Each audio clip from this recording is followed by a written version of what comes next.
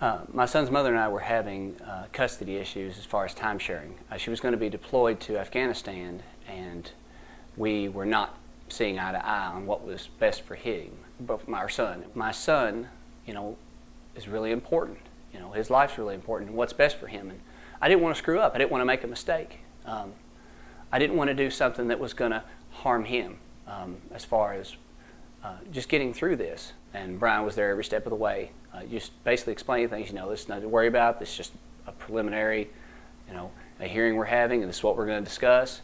You're probably not going to be called to say anything. He just basically walked me through everything step by step. He made it really easy. He took a personal interest in our case.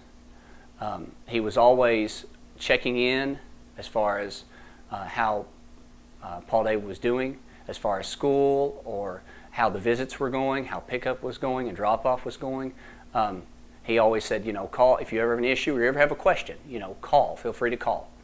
Because he worked so hard, it made me want to work harder. I had to show up to so many court appearances in the morning. I had to use so many vacation days. I worked night shifts at the time, and it was hard for me. We had to be up there, 8:30, for prep, and then 9 o'clock you had to be at the family court. I was motivated. I was motivated because he never once, said, things aren't looking good, or, this might not go our way. He was in it the whole time. He was my strength, because he wasn't giving up on us. Just like being dedicated to me, I think he'd be dedicated to, being a judge, and every day, trying to find out and decide, what is best for the kids. Because really I think that's what being, in family court's about, is what is best for the kids.